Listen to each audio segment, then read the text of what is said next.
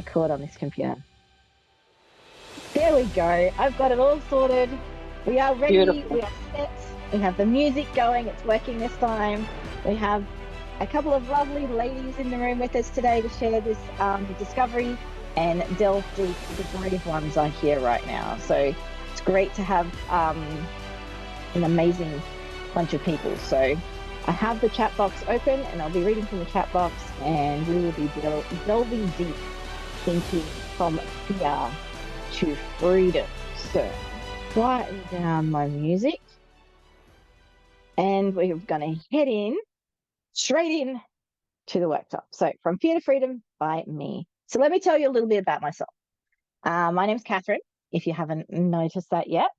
And I have a program called Katie.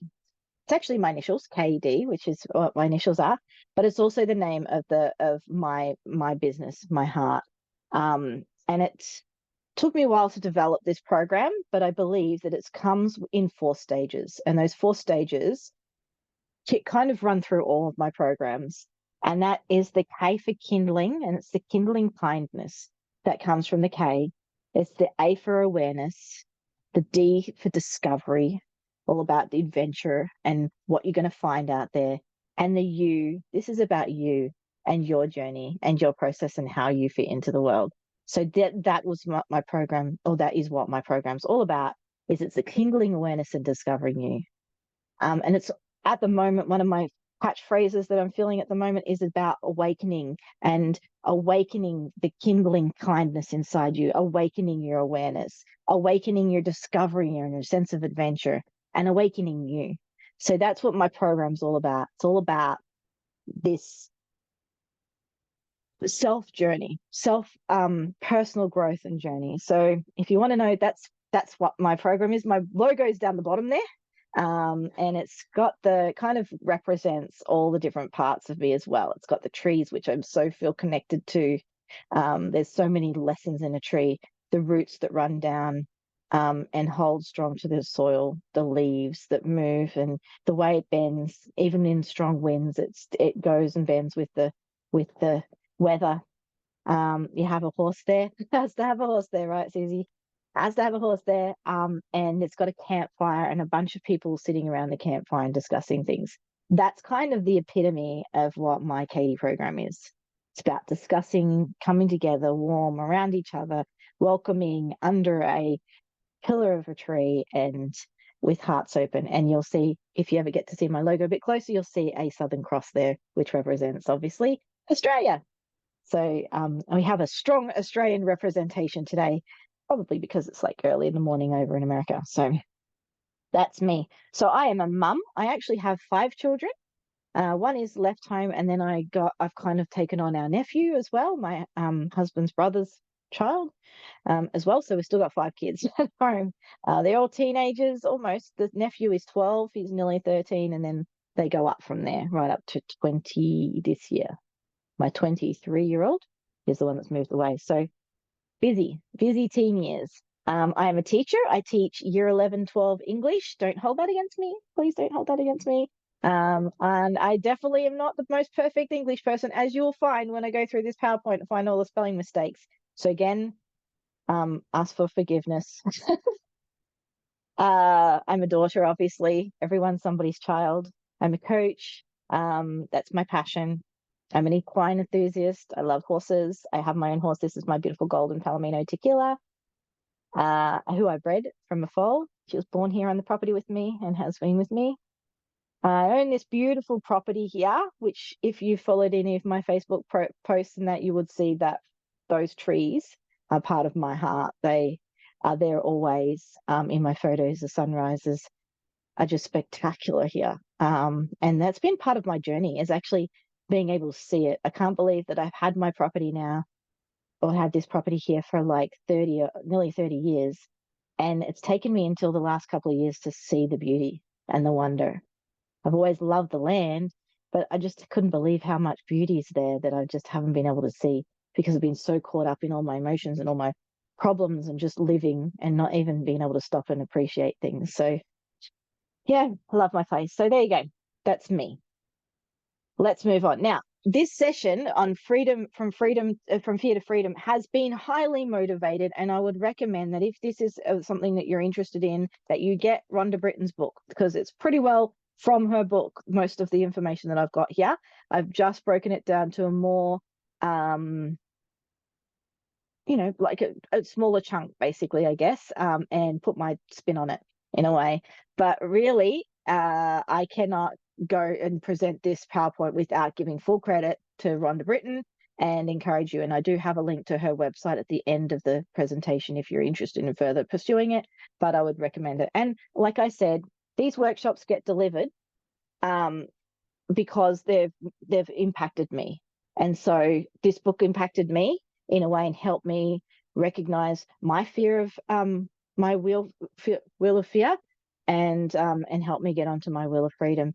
So I wanted to again share what I gained to other people so they can get some gain as well. So let's start with the beginning.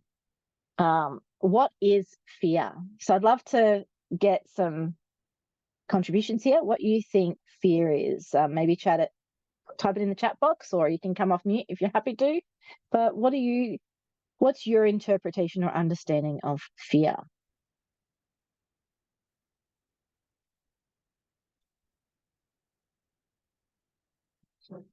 What do you reckon?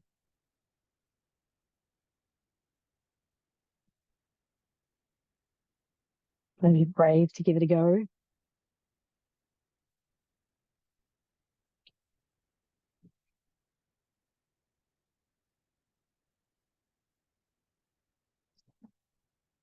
I remember no wrong answers. Not sure, not brave. Oh, here we go. A decision we make about what we feel. Yeah, I love that. A decision. Awesome explanation. Something that holds us back from our full potential. Oh, man, that is like the two main points that I've kind of made in here. So you're right on the money, ladies. Incredible.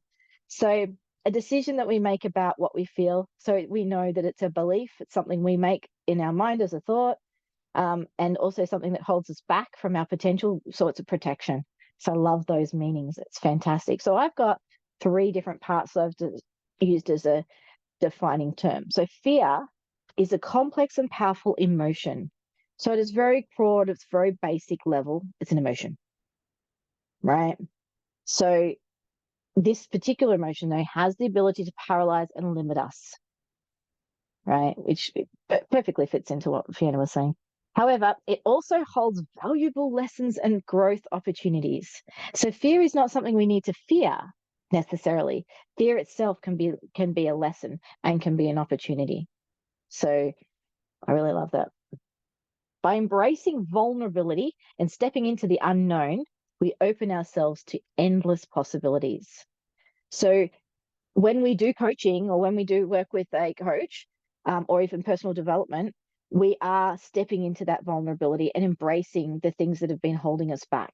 Because running away from avoiding them, fighting them, resisting them is not actually going to help us get through. If you remember the old story, going on a bear hunt, right? Can't go over it, can't go under it, can't go around it. You have to go through it. And so we know the best way to deal with fear is to go through it, or at least work out what it is. Look at it, see what it for what it is. And if it really is to be feared, then fear it. But if it's just emotion that's attached to something that was experienced, let's deal with it. Let's work out what it is protecting us from. And it helps us understand understanding the origins of our fear allows us to release their grip on us and to take courageous action. So once we understand fear and we know it and we get it, we can then use that as energy to create more courageous actions or more courageous behavior, or doing things that were holding us back before. Because now we know there's nothing necessarily to be afraid of, because fear itself is the only thing in the way. So, yeah, that's my interpretation of fear anyway. So I have some varying degrees of fear. So there's some synonyms from the English teacher, right? And some of the words that we use when we associate with fear, like fright, dread, horror, concern, alarm, anxiety, doubt, apprehension, panic, worry, suspicion, scared. All of these words kind of in a way mean fear. And I was thinking, if you want to later on, you don't need to do this now, but maybe even take a photo of that, and then later on vary them where they fit on the scale of your fear meter, right? So which word represents the highest fear you can have out of those words? Like maybe it's panic, or maybe it's anxiety, or maybe it's horror, right? And which one is just a milder version? And see if you can maybe order them, which one, how you would have them. That's a good exercise to understand the language that you're using. Because, say, for instance, somebody who has anxiety attacks and things like that, or panic attacks even, or has high anxiety, might put anxiety really high. Whereas somebody else who might see anxiety as just an anxious feeling, as we know from doing work um, uh, before, work with me if you have done work with me before, emotions are just information. So some people may say, well, anxiety is just information that I'm concerned about something or worried. So it might be down lower. So there's no right or wrong positioning of where these words impact, but recognizing how you language and where you language fear can obviously help you once again with awareness. So if you get a chance, maybe you can have a look later and see, okay, these are really high intensity for me, and these ones are low intensity words. Now, this is a great place for me to come in and share with you one of my core things that I really believe in, and that is getting to know the difference between thoughts, feelings, and behaviors. They are the core importance of understanding ourselves. We really need to know that thoughts are constructed beliefs or opinions that are gathered through knowledge or experience. Our thoughts are the things we think. We're the only beings that do that on this earth. We have consciousness and consciousness, right? We have a conscience, and we use those thoughts to create different things and reactions and stories and all those type of things. An absolutely intelligent brain that we have in our head to think. And those thinking or those thoughts lead to feelings. Our feelings are how we experience our emotions. So emotions are words that we give for our feelings. They're labels. So happy, sad, angry, exasperated, whatever like the word is, that's your emotion. The feelings are the sensations that we get as a result of them. So it's our response. Our feelings are our response to our thoughts. And we tend to experience feelings as emotions. So if we recognize that thoughts and feelings are separate things, but often the feelings come from our thoughts. So for instance, if we have a fear of spiders, right? When we see a spider, we have a thought that that spider is scary, then we get scared, right? If we see a spider, but we don't process it as being dangerous or anything like that, we just see a spider, we don't get any emotion. If we don't have any fear regarding around it, it's just a spider. Oh well, just like a piece of cotton on the wall, right? It's not really that big a deal. So it's the belief and the thoughts that we connect to it that create the feelings. And once we recognize these patterns and how we work with it, one of my amazing mentors, Julia Christina, does this ABCBO model, which is recognizing how our thoughts drive our feelings, which drive our behaviors, etc. And if we can intentionally change those things, we have control over every emotion in our vocabulary or our experience. Easy said, maybe not so easy done. But then the third part of it is our behaviors. So often we can have thoughts and feelings that come up, and we can recognize and be aware of them. When we act on them, that's when they can become destructive. If we act in a positive or affirmative way, then it's not necessarily going to be destructive. But if we start doing something about it, so say we get a thought that I'm not good enough, and this brings up an uncomfortable feeling of insecurity, and as a result, I start beating myself up or start saying really bad words to myself. There's a pattern, right? I've done a thought, feeling, and a behavior. Or if I see a spider, I think it's really scary, I get scared, and then I run. That's a behavior, right? Or my heart palpitates. That's a behavior. So behaviors are actions or responses we do as a result of thought or feeling.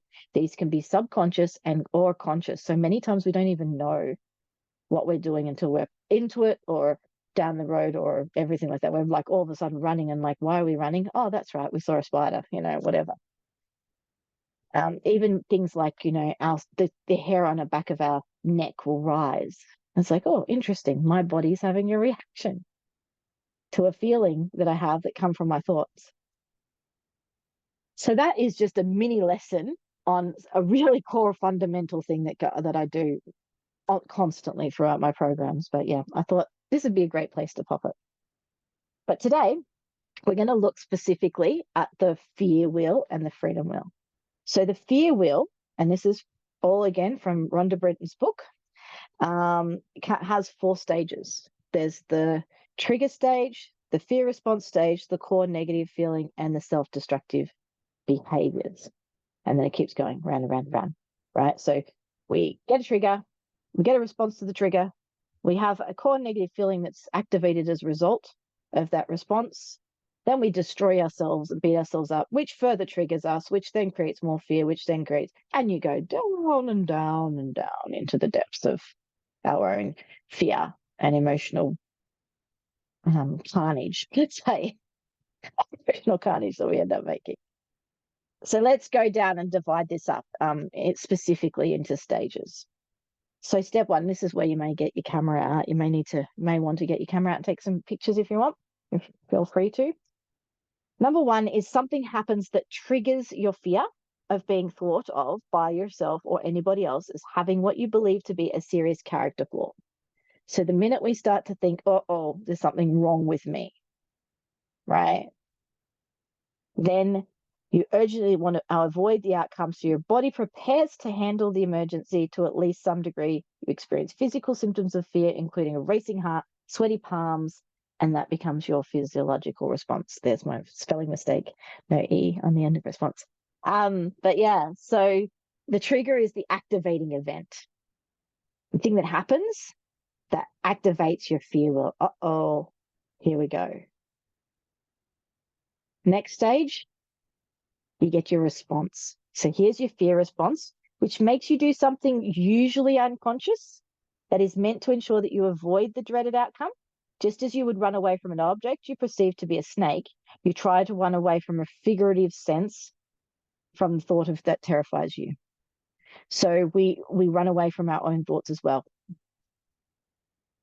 Ironically, your response almost certainly then guarantees that the outcome will in fact happen. In a cruel trick of nature, we unerringly choose behavior that only serves to confirm our worst fear about ourselves. So we think that something's going to happen, we fear it, and the very thought that we've feared it created the response that we've got, right? I think I'm going to have a panic attack. Oh, there it is. Panic attack, it turns up. If we didn't think we were going to have a panic attack, we wouldn't have probably had one. Or we might have had one subconsciously and then interpreted it. So often this is our pattern. So we get this response. Third stage is our feelings as a result. So as you realize you haven't avoided what you fear, the consequences you experience gut-wrenching negative feeling of not being good enough or something like that. This is what you are truly afraid of, like your core ones. I'm not enough, I'm not loved, I don't matter, I'm insignificant, I'm not worthy, all those type of ones.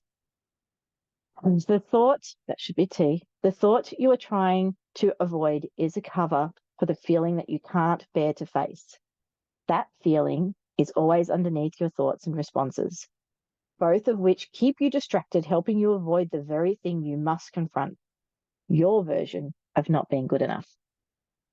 So avoidance, you end up feeling and getting all these emotions and all these negative emotions just to avoid your gut-wrenching negative core belief at the core. And then step 4 is you find some way to numb the emotional pain, almost invariably self-destructive behavior. It's not always, it's not the worst enemy, right, is yourself. Worst thing that you can do to anyone is what you do to yourself. If you would not tolerate anyone talking to you the way that you talk to yourself. Yeah, I got some big nods from that one. Yeah. And yet we do that to ourselves and continue to do that to ourselves. It's just not kind. And so You can see how this then leads to such things as drinking, gambling, eating unhealthy food, or shutting yourself off from the very people who could support you. That's where all those bad behaviors come in, the destructive behaviors that are just not going to help us get where we want to be getting, and somehow are just avoiding they're stopping us from living the life we really could be living. Remember, the degree to which you indulge in this behavior isn't the issue, it's the motivation. The behavior is just the result. What created that behavior is the issue here. So get to the core of it. That's what we're doing here today. So let's find out what our trigger is. Here's our workshop part of it. So first of all, I want you to think, if someone I love, respect, or admire thought I were, and I want you to pick a word from the left-hand column that fits there, I would be devastated. So if someone I love, respect, or admired thought I was a loser, I would be devastated. Or I was fake. Maybe they thought I was lazy. Maybe they thought I was invisible, or they might have thought I was weak or incompetent or stupid. Just pick one of those words. If you're having trouble picking one, choose 5, narrow it down to 3, and then narrow it down to 1. Sometimes that can be. So pick your top 5 or something like that. Or just go through and go, yeah, these ones, oh, yeah. When someone says I'm stupid, I would hate for anyone to think that I was stupid. Write that down. Maybe write 5 of them down. And then go back to your list and have a look again and go, out of those ones, I think these are the stronger ones. And then narrow it down and see if you can get that main one trigger. And it's going to be different for everybody. I think for me, I decided it was that I'm oh no, I still think it's rejected or invisible. And some of these are similar. I definitely have a fake is one of my strong ones too. If you're willing to share, by all means, put it in the chat box. But I really want you to identify one and write that down. Yeah. Fiona, did you want to add something? No, I was just going to say stupid. Yeah. That's a common one. So recognizing that, and fake. Yeah, beautiful. That and incompetent. Yeah. So hold on to that word. Don't lose it, because we're going to come back to it in a minute. Just pop it to the side. All right. So next one is your core negative belief. So what is your core negative feeling? Sorry. So if the people I care about really thought I was, put your trigger word in there, right? So stupid. So if the people I care about really thought I was stupid, I would feel as though I were, and then fill in choose one of the ones on the right-hand side. So I would feel as though I were unlovable, disappointment, worthless, helpless, foolish, inadequate, insignificant, an outcast, damaged goods, whatever. So again, if you're having trouble choosing, maybe choose 3 or 4 or 5 of them and then narrow it down.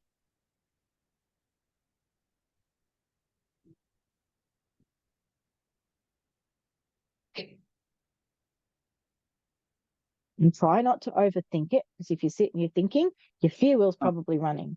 So sit with your emotion and just go, yeah, oh yeah, man, if I thought I was stupid, I would feel as though I were, if people that I care about thought I was stupid, I would feel as though I was inadequate, or I would feel unlovable, or I would feel like damaged goods.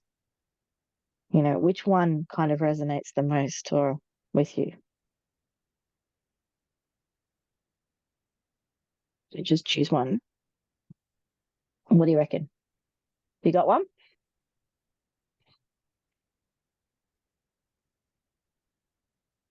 Yeah. Fine. Yep. Okay. Awesome. So the next step is, now this gets a little more complicated, because there's 2 statements here that I'm going to show you, and then I'm going to show you a whole list. You've got this list here of fear-driven responses that you do, but they're going to be one for this one for this one. So this is where it gets a little complicated. So stick with me. So when I want to avoid the thought that I am and whatever your wheel of fear trigger goes yes, or whatever your trigger is, I do the following. So when I want to avoid the thought that I am, let's go stupid, right? I do the following. And then we go to, yeah. So which of these things would you say that you do when you want to avoid the thought? So I might be a people pleaser, isolate, blaming, and you can change the wording in regards to this. Doesn't have to fit exactly with those words. I compromise, I shop, I have negative attitudes, I sleep too much, procrastinate, apologize for everything, moving to get away from problems, take everything personally, be manipulative, surf channels and TV until all hours, give up, do drugs, bulimia or anorexia, kick the cat or the dog, make jokes about myself, workaholic, shut down, emotional drama junkie, missed the K in that, self pity, drinking too much, whining, exercise addict, being promiscuous, arguing with anyone about anything, gambling, lying and pretending, cheating, shoplifting, smoking, putting other people down, insomnia, suicidal thoughts, crying uncontrollably, physical abuse to yourself, trying negative self-talk, comparing yourself to others, constipation, diarrhea, headaches, migraines, stomach aches, high blood pressure, verbal abuse to yourself or others, make a preemptive strike on others, like quite often you're trying to attack somebody else before they attack you, being irresponsible, overeating, perfectionism, making excuses or complaining, endless daydreaming, hating yourself, intentional sleep deprivation, heartburn, escapism, name calling, or staying on the internet chat room until 3 a.m. So you may have a couple here. That's okay. If you've got a couple, that's fine. Maybe, you have one that really stands out, but I want you to just realize that. So when I want to avoid the thought that I am your trigger, I do the following items. What do you do? Have you recognized some there?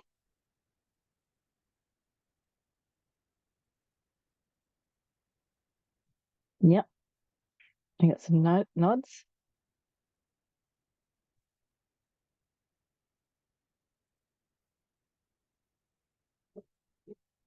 Yeah. Yeah. Yeah. Isolate and sleep.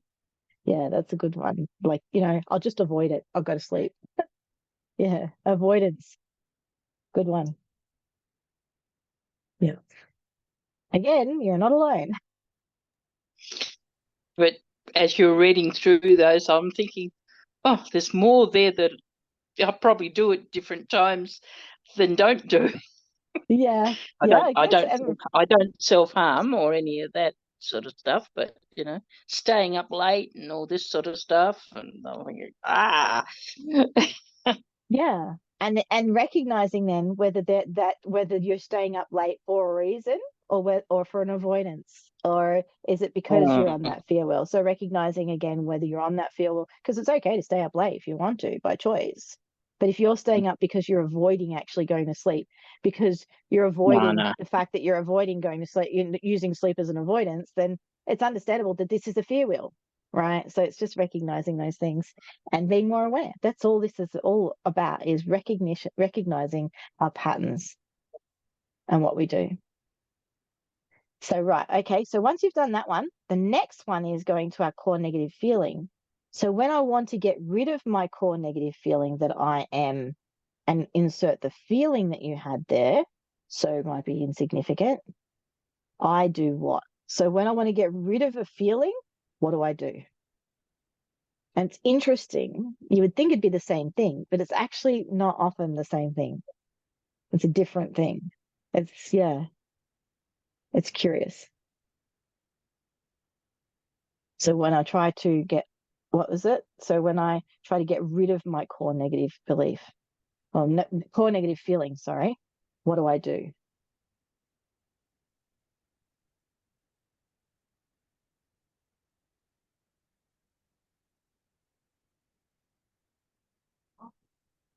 This is where I probably could put some background music on and let you guys have a good look at this.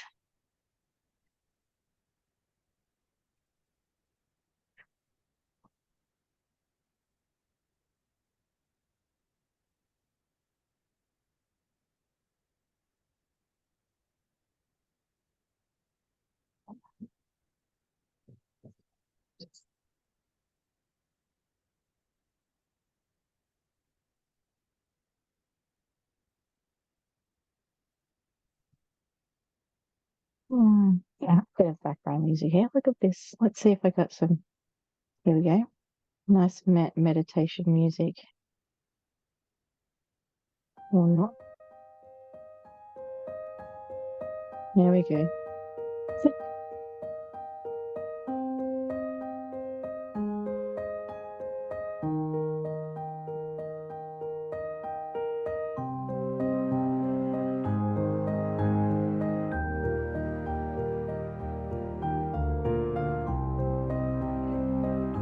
Maybe when you're ready, maybe just type a ready in the chat box, or so I know to go on.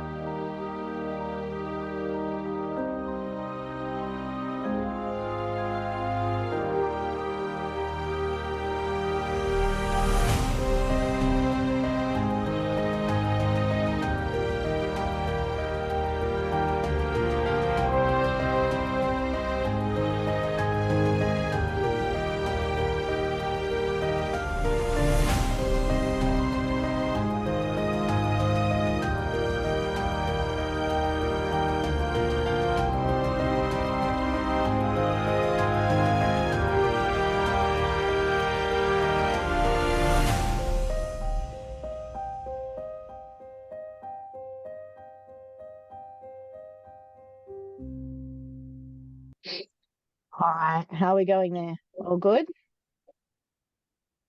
You're good? Thumbs up? Yeah. Yeah.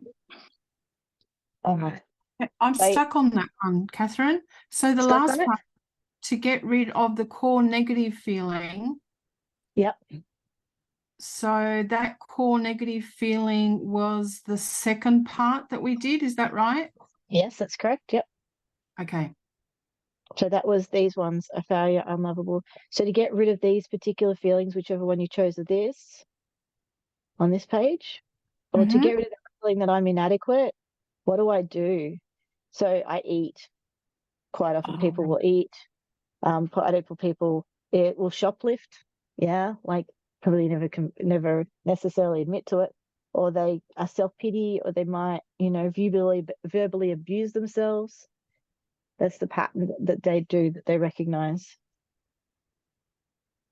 Yep. Does that help? Perfect. Thank you. Yep. Excellent. We have one more step to do. So this is where you need to write down the statement now, because this is your fear wheel statement.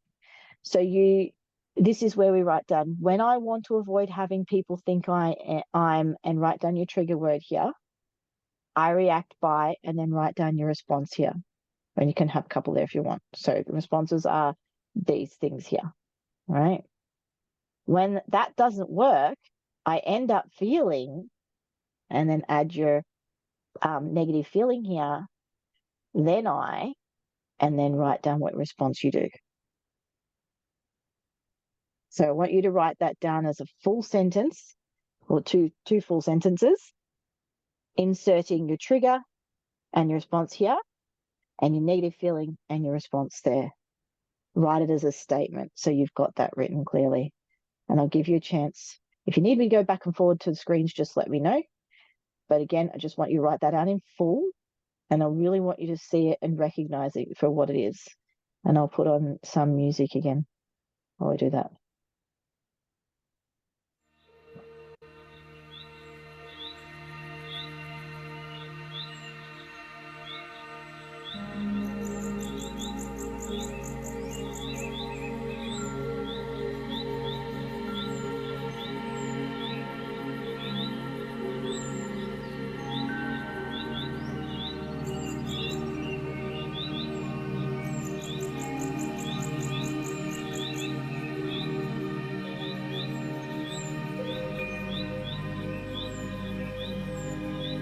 And just when you're done, maybe just write done in the chat box.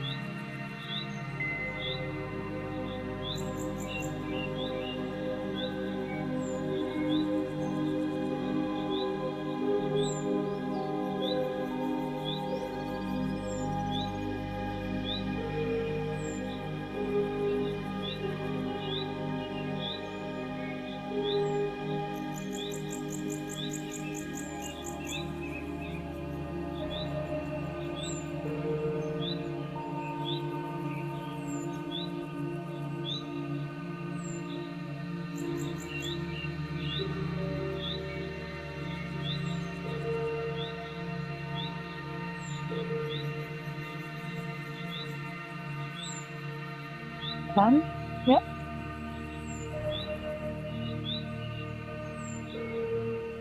Okay. Excellent. Okay, beautiful. So you have now identified your fear wheel, and I would suggest you write that down somewhere where you can look at it. And when you start feeling panicky or upset or something has triggered you or you've got a mood, I want you to pull out that fear wheel and recognize it and go, okay, I am clearly on my fear wheel. These are the things that are at my core. These are the things that I'm trying to avoid, and recognize that. It just brings huge awareness to you, right? Who here has realized now, yes, I can see my fear wheel. I know that this is a pattern. I recognize my core fears that I do and my patterns and my behaviors as a result. Yeah, definitely. Excellent. Fantastic. So I'm not going to leave you there. Trust me, I'm not. But can you see now that if you were able to master these fears, if you are able to control, or not control, but manage these particular fears that you've got, can you see how it would affect things such as your career, your intimate relationships, your finances, your health and well-being, your social life and friendships, your family, your spirituality, your intelligence and knowledge, intellect and knowledge, your emotional development, your home and living space, and your creativity? Can you see how now, if you were able to master these particular fears, how are those things going to be impacted? That's the thing you need to be looking at. And that's the thing you need to recognize and go, well, hold on a moment. If I can master this fear, imagine how it's going to impact my life. Because in the end, you're worth it. And you need to be living your fullest and freest life. That's what you need to be working on. So use that information as you will. But if you need extra help, I'm always here as well to help you with them. Is this too much information? So this is my plug for you guys now. We're heading into like a kind of a break in the middle. You may choose to upgrade today. I am offering this session for $15. $19, sorry, for today only. It will go back up. So those people who are watching the recording, you will need to reach out to me, but the regular price will be $49 at this stage. But for today, I am going to stick in the Stripe link. I don't know if you guys can use that or not, but I've just popped that link in there. If you want to click the link, you can purchase it, and that comes with the 2 recordings of the morning session and today's session, and also the PowerPoint. You get that as part of the package. So that's my first little plug. A second one is so you want to take this to the next level. You want to get deeper. You know that you're quite often on this fear of this wheel of fear. So is it okay if I share some of the things that I've been doing with my my clients and things like that. Is that okay if I just take a moment? You can stretch and have a bit of a relax and listen if you want, but I'm just going to add in here. So I have been doing this program called the Ultimate You Quest, which I know the ladies in here who are with me today know what this program is, but I'm going to, for the benefit of those that may be watching the recording, the Ultimate You Quest is a program that is put out by Remy Pearson, or Sharon Pearson, who is the author of this book and also the creator of the Coaching Institute. And she has been in it for over 16 years. She knows this stuff, and she's created a online collection of videos that support not only that book, so the Ultimate You Quest, which I have a book of, but she has the Ultimate You, which if you haven't read, I would suggest you get. This is the Ultimate You. You can buy it on Audible. That's fantastic. Definitely helps with creating your I amness and getting out of that fear. Well, this is the Ultimate You Quest book. So you can see the difference in size between the quest and the book. And that's just, that's just the difference between the two. And then I've got the Ultimate Quest. Yeah, book, the quest, not the other one. Of the book. All right, okay. And then the quest, the online quest is just a whole nother layer again. Like it's all videos. There's an introduction video, an overview video, then 3 core lesson type things for each level. Then there's a challenge, and then there's an interview, and that's each like 12 times. So that's broken up. It doesn't even follow the flow of the book. It's completely separate. I don't know if you guys have done the Ultimate You Quest, but it's phenomenal. I've just finished doing a session with some lovely ladies, absolutely brilliant group to work with. And I'm going to share with you in a moment some of the testimonies from them. But yeah, so that if you wanted to buy the Ultimate Quest on its own is $997. So you can go to TCI, go to them and buy it straight from them right now. And it'll cost you $997. Or if you're a coach, it's a bit cheaper. Or you can buy 2 for 1 or something like that. But that's for the general public, right? But on top of that, I also deliver another 12 private group sessions for that in this package. So you get every fortnight a session with a beautiful group of people who have all made the decision and choice to step up into the Ultimate You. And the group that I've just taken through, they've all said, most of them have said they want to come back and do it again, and they're happy to do it again with the next group anyway, because they just loved it anyway. So they're part of my alumni, and they will be there to support as well and help and grow your journey. It's just an amazing journey. Definitely all about becoming you and knowing who you are at your core and discovering how you turn up in the world and how you interact with the world.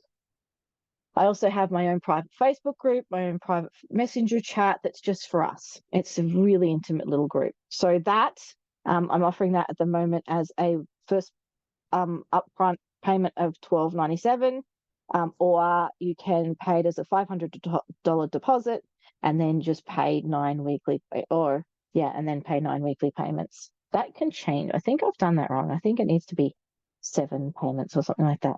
I think I've put the maths wrong. But yeah, I'm happy to talk about that. If you want to talk further about it, I'm happy to do that. But that's the Ultimate You Quest. So here's some testimonials from some of the ladies that did the program. So from Angel, here's my left-hand lung. This program is powerful and has been very helpful. I have gained a lot of awareness, empowerment, and hope. And from Tessa, the Ultimate You Quest 6-month course facilitated by Catherine Doyle brought together everything in me I needed to feel whole once again. After trauma, loss, grief, addiction, low self-esteem, I feel authentically myself, ready to take on the second half of my life. Grateful. And Jennifer, I came into the Ultimate You Quest program in search of hope to improve my life. Catherine, through the Ultimate You Quest, gave me so much more. I now have true emotional clarity. I truly understand myself and can't wait to learn so much more on this journey. So that was some testimonials. And I have a lovely little video here from Tasha that has created a video to share. So it's a 4-minute video.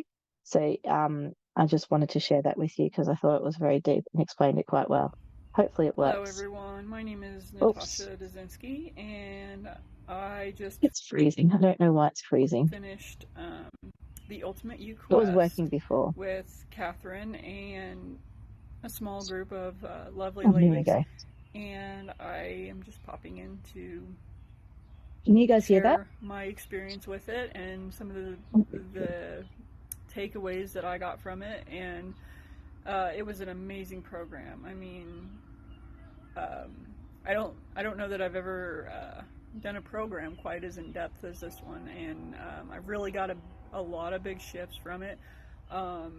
One of the big things is I actually have like a vision board now and a vision for my future, which I never had before, and I actually have like hope for my future and things that can be possible for me, like the ultimate, or the amount of possibilities that are there for me now. And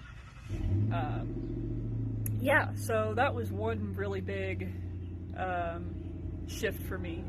And another was that it really goes in depth with enmeshment and like how to overcome that. And I think that was super powerful for me, because I've struggled with that for most of all of my life. So to really go into depth of the enmeshment and how to meet your own needs and set boundaries, and yeah, it's just incredible how in depth that she goes. I mean,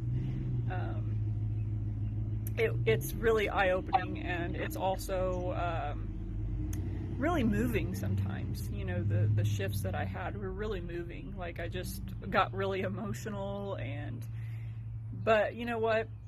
It was all worth it, because the awareness is the beginning. Like, that's where you start. That's where your healing journey begins, is that awareness. And until we know what the mess looks like, and basically and what it is, we don't know where to clean. So yeah, if you just completely ignore what's all going on, and once you get that awareness, that's when you can really start looking at the mess, so to speak, and start like sorting it out and finding out what's really important to you and what's not serving for you anymore, and so on. And she really goes in depth with roles, and the roles that you possibly played growing up, how that affected you, and how it's still probably affecting you. And so those are a few of the really big things that I got from it. And knowing that along the way doing this, you're probably gonna see people walk away. And that, I think, having this Catherine small group, that really helped me through a lot of hard times. And being able to stand up for myself and honor myself no matter what was a big deal for me. And having Catherine and that small group of ladies, knowing that they would be there and that they weren't going to judge me, and that it was safe to open up there, that really made a huge difference for me. So I encourage anyone to work with Catherine, whether it be coaching or Ultimate You or anything. She's just amazing. She's an amazing human. She's taken the time to do this work. She really cares about people. She's super compassionate, super generous, and I totally recommend anybody who's even thinking about working with her to give it a shot, because she's incredible. So yeah, I couldn't recommend it more. So thank you for taking the time to listen, and talk to you soon. Bye. Yeah, so that was Tasha's testimony, very heartfelt testimony there, beautiful. I'm very thankful for her to say that. Makes me blush every time. But yeah, if you'd met Tasha originally when I first met her, she would never have even dreamed of doing a recording of herself. She was, really stuck within an internal world of fear and not being able to speak her vulnerability and her authenticity. And she has come so far. And it's great to see that she's now got a vision and a plan ahead of her. So thank you, Tasha. So there's the ultimate you quest again. So just want to we've got to the halfway mark. We are right in the middle of the session. I've done my plug, and we're going to go in a moment towards our wheel of freedom. So if you need a bit of a stretch, just get yourself a bit wiggly. You might be finding yourself a bit tired, seeing it's 10 o'clock at night. So if it's any indication what we've done so far, you know what's coming, right? They dig deep into our wheel of freedom. So give yourself a stretch and wake yourself up a bit. If you need to go and get something to eat or drink, or go keep hydrated and shake around, dance around a bit. But yeah, I get it. It's pretty heavy, so it's pretty full on. So are we all good to go on? Get a good stretch, get our physiology building up and going again. Yep. All good? Yep. All right, let's do this. All right, so here we have what is freedom. I don't you like my little lady liberty? Right. What would you explain freedom? I'd love to know how you would explain freedom if you had to. Have a go. Chuck in the chat box or come off mute. I'd love to know what you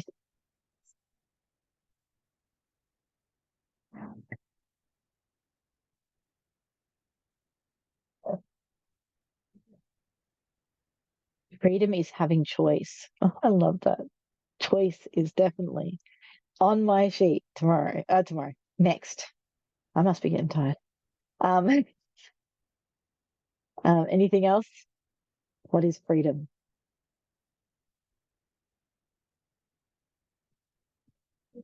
Not sure whether I can see.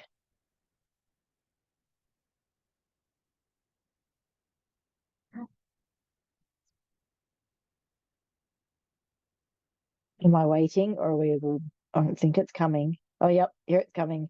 Being, oh, unencumbered. I don't even know what that word is. Unencumbered. Unencumbered. Sorry, I was kind of trying to write it, and I'll just write it. Unencumbered. That's an interesting word. I don't even think I know what that word is. And see, there's the English teacher coming out of me. Unencumbered. I'll have to write that one down and look at it. What's unencumbered in your interpretation, Fiona? Freedom, right? Nothing holding you back. Oh, right. Yes. I love that. Yeah. So unrestrained type of thing. Free. Yeah, free. Yeah, get it. Got it. Love it. Excellent explanations there. So I've written freedom is the state of being able to act, think, and express. Yeah, burdenless. Yeah, great one. Yeah. Act, think, and express oneself without constraint. There's that word constraint, right? Or oppression, allowing individuals to make choices and pursue your dreams, desires, and interests. How about that for an interpretation? Pretty cool, right? So that really strong emphasis on the idea of act, think, and express. So we get to freely think what we want to think without judging ourselves on those thoughts, or we get to act and do certain things without having that fear that we're going to end up somewhere that we don't want to be. And we get to express ourselves in our true vulnerability and authenticity without having to worry about fear in its way. We get to choose. It's our choice. How powerful is that when we get to choose how to run our own life and our own decisions and how we participate and turn up? Now, here is the freedom wheel. And it's important to know that the freedom wheel is not the opposite to the fear wheel. All right. So the freedom wheel you don't just flip it and do positive toxicity in regards to, oh yeah, just don't do the fear wheel. It's not the opposite. It's not the flip. It's a completely different process. So just needed to really emphasize that this is not about going, just think happy thoughts. If you're feeling sad, think happy. If you're feeling scared, just think safe. That's not going to work. It's not how we're going to get off our fear wheel. So the fear wheel is not, it is instead recognizing what our true essential inner core being, what we are inside, who we are inside, connecting with the real you. It's the proactive behaviors that are going to help us stay in our authenticity and our vulnerability. It's going to be the thing that creates our wholeness, what fills us up inside, fills all the gaps so that we feel really powerful and feel us, not feel other things creeping in. And it's about the self-affirming behaviors that we do. So it's creating our own environment, our own world, our own experience. And that's what we're going to do right now. Who's ready? Ready for this? Still alive, still pumping, still ready to do it? Yeah. Yeah, keeping your eyes open with matchsticks. Let's do this. So here we have an explanation. Number one, and again, if you want to take pictures of this, you're more than welcome to. You identify your essential nature, the state of being that fuels your passion, gives you an abiding sense of purpose.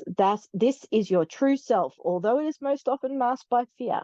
This is who you are really, who you were born to be, the pure self that existed before environmental influences began to shape you, making you afraid that self is not good enough. This is you. We're about to discover who you really are, like really in a beautiful way. Number two, is our proactive behaviors. So you consciously engage in proactive behaviors by doing things that allow you to get in touch with your essential nature. How do you live and breathe and bring your own essential nature to the party all the time? And then as you take the actions that help you get in touch with your essential nature, you dispel your fear of not being good enough and experience a whole sense of wholeness instead. And this essential nature brought to its highest and most expansive level, your wholeness gives you a sense of fullness and power. Life for you is now full of limitless possibilities and you're eager to embrace them. How does that sound? Sounds pretty cool, right? Yeah. And number four, your sense of wholeness frees you from the fear of not being good enough, and you instinctively engage in self-affirming behavior. You are able to make a contribution to yourself and to the world without judging yourself or fearing the judgment of others. In so doing, you go back to beginning where your essential nature inspires a new round, resulting in you feeling even more true to yourself and fearless. And I love that word fearless. I used to think to myself, no one can be fearless. Well, fearless just means you're less fearful. It doesn't mean non-existent fear. It just means your fear is less. And that's what we're doing. By increasing our wheel of freedom and our essential nature and living more authentically us, it decreases our wheel of fear because this fills up more of our life and our space. And this goes down. And we bring out this wholesome, essential, beautiful self that we have inside. So, who wants to know about their essential nature? Yep, let's do it. Okay, so first activity. I want you to write down on your piece of paper 5 people who, they can be dead, alive, they can be real, they can be fictional, but 5 people that you most admire, respect, or maybe even secretly envy. Right? 5 people. They can be celebrities, they can be your mom, your children, they can be superheroes, they could be a character from a book, anything. 5 characters or 5 people that are heroes to you, that you consider to be amazing people.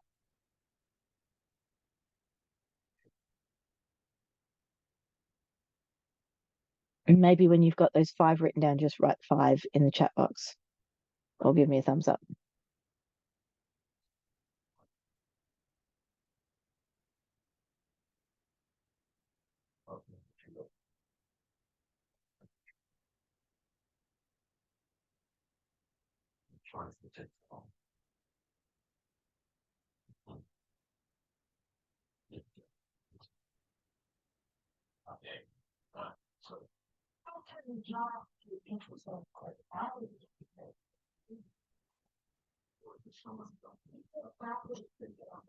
Yeah.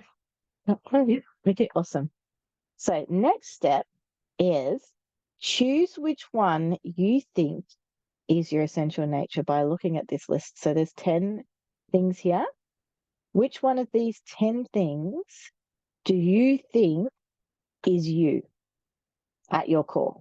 Strongest, most powerful thing inside.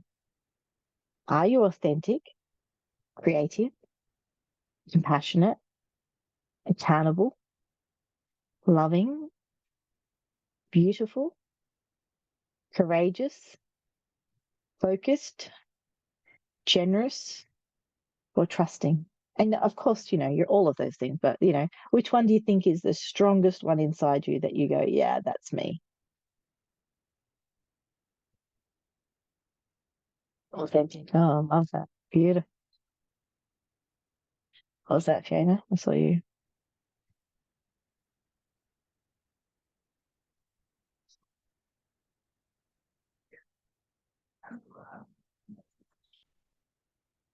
Are you talking?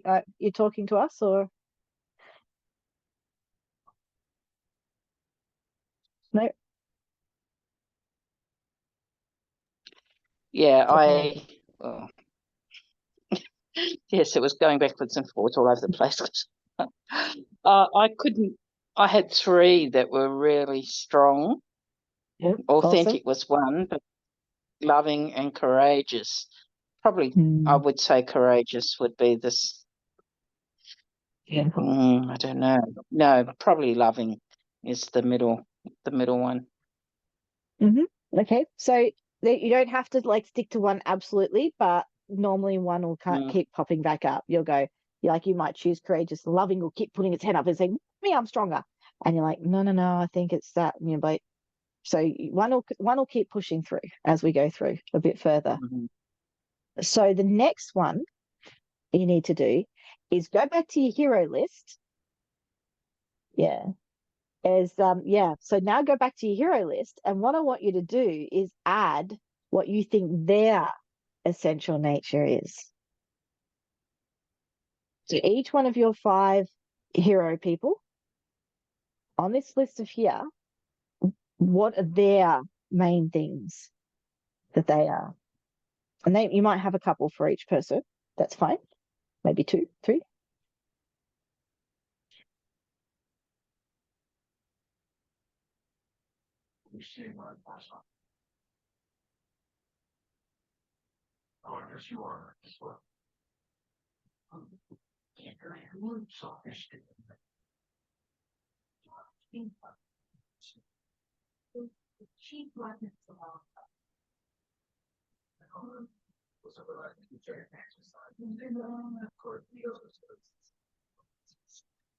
When you've done that, maybe give me a thumbs up or yep. You understand? Yep, done. Okay. Now here's the tricky bit, right? Ready for this? So if you don't have at least a few of your heroes with the same essential nature, then you are probably on your wheel of fear. So if you look at your list of all your heroes and what they've got is like you, then you're on the right track. If you haven't got any on that list that are like that, you probably were doing what people think you are or you should be like. But at cause what we do know is that our heroes are often a reflection or a projection of what we love in ourselves. That's what attracts us to them. That's what we love about them. We love what we see in them about ourselves. So how did you go with yours? Were you pretty close and you're like, oh, I can see now why I picked those 5 people because they represent what I am. Yep. Yep. Over at Susie. Yep. Now, could you repeat what you said in the beginning? Did you say that if you have different, I'll just let you explain it. Yeah. first- So if you see a pattern of what you thought your actual essential nature is in them, then you're on the right track. If you didn't see any of that in them, then you're probably stuck on the wheel of fear and you're just trying to be something that you think you're meant to be, but it's not really you. So this one Okay. might be interesting for you, Fiona, in the fact that in those people that you saw, of those three things that you did say, which one come out the most? Loving. Yeah, there you go. You see, interesting, eh? So that kind of cements that, makes it really clear that that is Yeah. probably what Three, you're put. three Yeah, of them came up with authentic, but all of them were loving. beautiful. Yep, perfect. Yeah, nice. Yeah. And what about you, Susie? Did you see that pattern of recognizing that that core one for you is in those people that you really value? Yes, there was a few of them that have got creative, and I didn't think that I was creative. However, I'm creative in different ways. So I see that now, yeah. Yeah. Yeah. And which one was the core one that you had chosen for yourself? For myself, authentic. Authentic. And were those 5 people authentic? Yes. Yeah. Yeah. Yeah. Big nod from you there. Yeah. Yeah. Yeah. And so you can see that core nature. So that's how you really know that you've tapped into your essential nature, because you can feel it, right? That's me. I know that this is really important to me. Loving for Fiona, authentic for me. Susie's like, you know what? No matter what, my core essential nature is I want to be authentic. So think about it, right? If that is threatened, no wonder we get triggered. If we feel like somebody's going to say, yeah, if someone's going to threat our love or question our loving, we're going to bottle it right up, aren't we? If there's a possibility that loving someone's going to hurt, walls are going to go up. Or if there's a possibility that our authenticity is going to be challenged, walls are going to go up. So recognizing that core nature is going to be huge. And what we need to do is, now that's our little ember. That's our little nurture. That's our gem. And that's priceless, because once we know that, we can nurture it and grow it. And it might not even be one of those words. You might come across something else. Like for me, kindness was really a really important one for me, and compassion. Okay, next step. Now we want to find our wholeness. So if you could gift one gift to the world as your contribution, so you were able to give a gift to the world, what quality of wholeness would you choose? So if you could choose one thing that you think the whole world should have as a gift, which one of those things would you give? Would you give integrity, personal power, self-acceptance, peace of mind, passion, intimacy, inspiration, confidence, inner joy, or faith?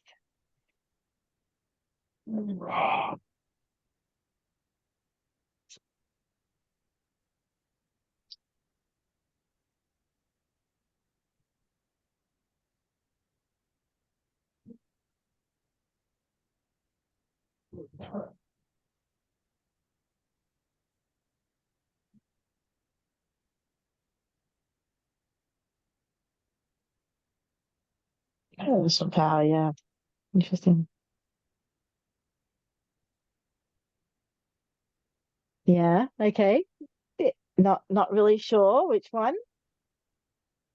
So recognize that this is not actually asking you to do it or making any commitment. It's literally going, this is valuable. This is a really important thing that everyone should have in life.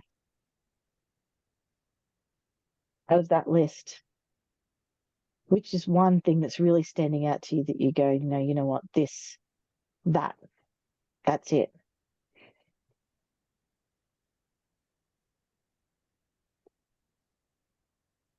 Yeah. I did a speaking training thing for the last 3 months.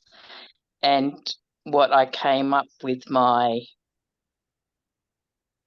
thing was that I was like a women's empowerment speaker and healer, and that I inspire disempowered women to love too much to reclaim their personal power, Mm, to rise awesome. again, restored, and live a life of freedom.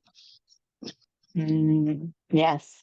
I can see how that would fit in very much with your loving essential nature. Mm. I imagine you'd want to take all of those young women who are a bit disempowered and pull them up underneath you and just love them to bits. Yeah, because you could see that their disempowerment is a lack of love. Imagine when you start to realize that that's you, your love is what oozes out of you, and if you can give love to everybody and it gives them the gift of empowerment, oh man, yeah, you're feeling that, right? Yep, that's my journey at the moment, is to do that. Yeah, awesome. That's what we want to tap into. Yeah, beautiful. What about you, Susie? How are you doing with it? Found one? Yeah, it's still integrity. And Mm-hmm. for me, it was interesting listening to Fiona. So I'm assuming that perhaps the same thing was happening for her. When I chose integrity, I feel like each of those fits beautifully under integrity. Like integrity is the umbrella and everything fits beautifully underneath.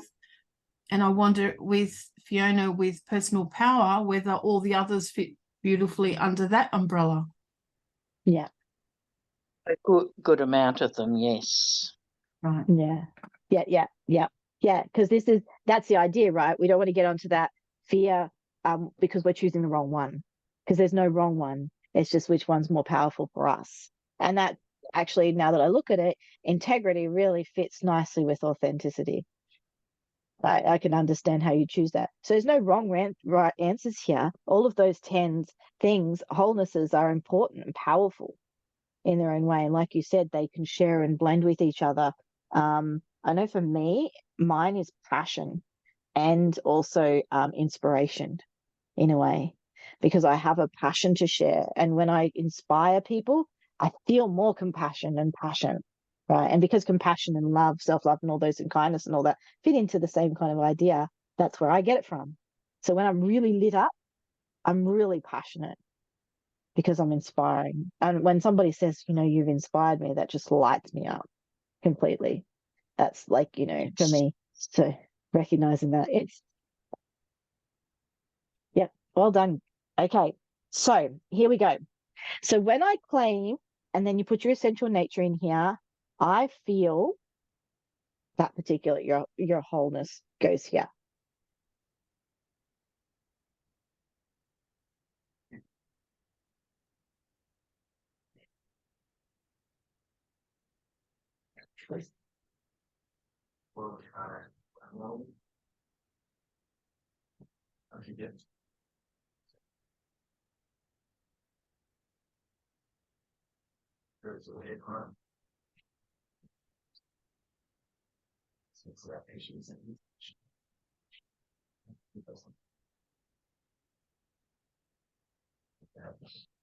Now, the next step is that we're going to do the same thing as we did last time with this sentence here. So our essential nature, we're going to have proactive behaviors, and our feeling, our wholeness, are going to have self-affirming behaviors as well, right? So they're both behaviors. One's proactive behaviors and one's self-affirming behaviors.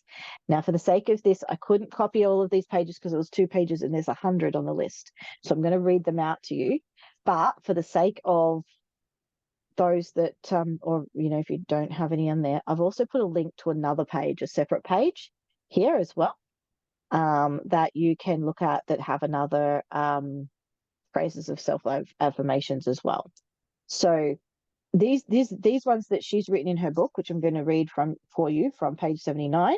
And I actually put it in our little chat group, our little group that we've got, our messenger group. I've copied these 2 pages, so they're actually in there as well, if you want to use them. But I'm going to read them out to you. And I want you to think, as you're listening to them, which ones fit in with each of these things here, right? Because we're going to be able to put this sentence together. So it's which one, when I claim your essential nature goes here, I will feel, and your wholeness goes here. So your essential nature, what perhaps, I might actually go to this page, it might help. So in order to claim my essential nature of blah, I engage in the following proactive behaviors. Or when I claim my essential nature, I feel my wholeness, which is that. And this allows me to engage in the following life affirming behaviors. So I'm going to read out the list. What are the behaviors that you can use to engage your essential nature and also to create your wholeness? So they might find separate ones. You might even write them in two different columns. Maybe write a column for your essential nature and a column for your wholeness. And as you hear me say them, put them in the particular ones. Yeah, that fits in with my authenticity. That one works with my integrity. Does it make sense? Or this one fits in with what my loving feelings. This one fits in with my personal power. I can do that when I want personal power, when I want to affirm personal power. Okay? So you can say, I don't want to when you don't. You can give a compliment. You can ask for help. Take a cooking class. Learn a new sport. Be honest. Stand out in a crowd. Confess your blunders to a friend. Say no when you mean no.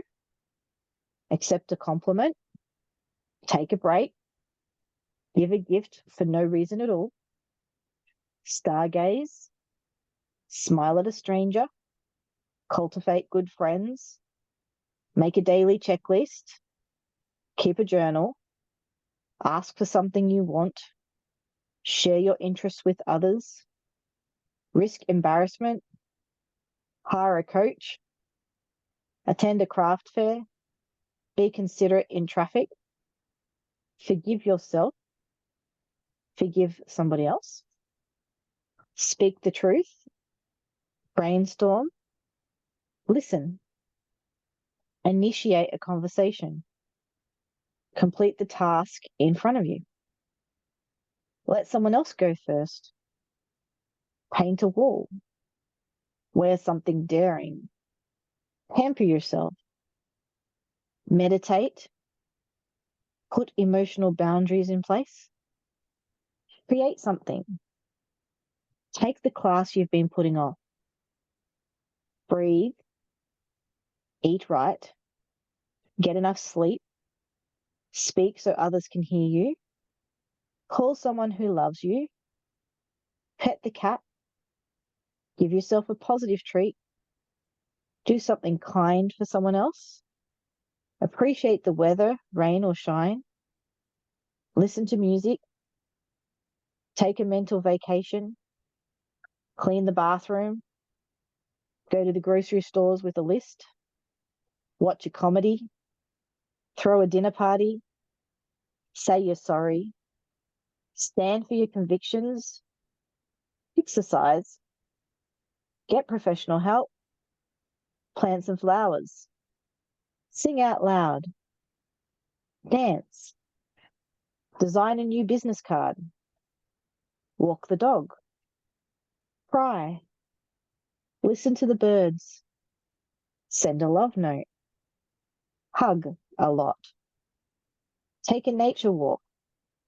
Hit a pillow. Spend time alone. Ask questions. Lie on the grass. Focus on a hobby. Knit. Do research on the web. Join a dating service. Express gratitude daily. Adjust your standards. Renegotiate your agreements. Visit a museum. Practice the art of conversation. Read a book. Be interested. Smell a flower. Pray. Flirt. Attend a recital. Write 5 affirmations. Change your mind. Be willing to be wrong. Get or give a massage. Eliminate silent contracts. Take a bath. Obtain knowledge. Run through the sprinklers. Focus on one thing at a time. See another's point of view. Check in with a friend. Get out of your own way. Break your own rules.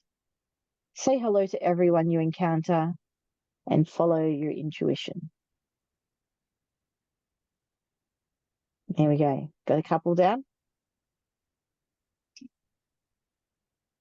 That was a bit of a Big chuckle, long, Fiona. big long list.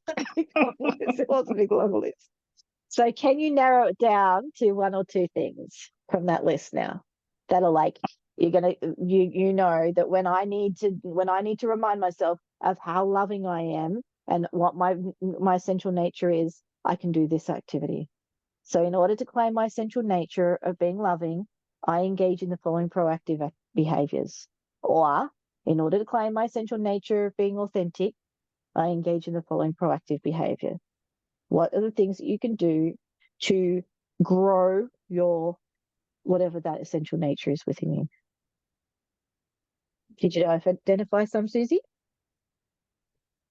Yep, awesome. And the same thing goes. So I want you to write these down because it's important to write this sentence down. And I would actually encourage you, Rhonda Britton's encourages you to write it down on a sheet of paper and laminate it and keep it in your wallet. And then every time you need some inspiring or you're feeling down or you're feeling a bit like you got into that wheel of fear, you pull that sheet of paper out and you remind yourself, right, this is my nature. My nature is I'm probably feeling that my authenticity is being threatened here right now. So what can I do to build it up again, refill it? One of the things I have, it's in the front of my book and it's around my place, is that I remind myself I'm creating a kindness cup. That in order to give from a cup, I have to fill it, right? And how do I fill my cup with kindness? I have to be kind to myself. So I have to honor myself and set boundaries and do these things in order for me to be able to fill my cup so that I can give from a full cup, not from an empty one. So I've created this idea of a kindness cup.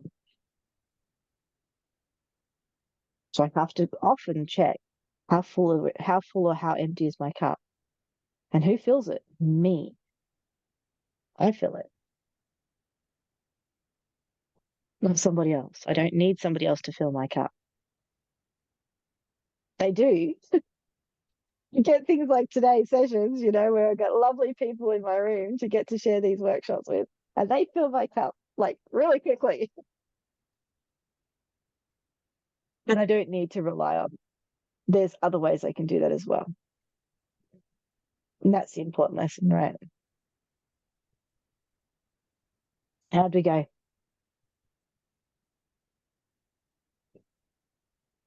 All good? So that's it. You made it. You got to the end. You made it to the end. This is the end of the road. So just have a couple of things to share. Rhonda's website, if you want to have it, take a photo of that. She's got hundreds of podcasts on there, lots of information, probably too much to be able to navigate through, actually. But she has her own program. She has a Fearless Living program where you can do it as well. Obviously, probably a lot more equipped than me. This is just a taster to give you an idea, but I wanted to give credit where credit is due. Now, my recommendations, I have two recommendations from here. So the first one is to keep connected. Join the private Facebook group that I've called Create Your New Tomorrow. It is a private group that you can, keep engaged in the free workshops and know what's going on. That's the people in that group, because it's private, that's my people. I haven't quite worked out to do with it yet, but that's the special group that I have. If you feel you need to dig it deeper, sign up for a short private one-on-one course that I have to help bust through some of the fears or limitations that you're getting in your way. I'm always open to help. My other recommendation is I'm ready to go full in. I want to start doing the personal growth journey that I know I need to do to gain clarity and understanding. I couldn't think of anything better than working with a private small group of lovely people who are all heart-centered soul people. Ultimate Quest is the way to go. So there are your two different recommendations that I have for today. So that's it. Thank you. And I'm going to stop sharing I'm going to stop the recording about now. So for those that are watching the recording, thank you for being here. Feel free to reach out to me anytime and send me a message. and we'll see you around. And I will stop the recording. Hopefully I recorded that.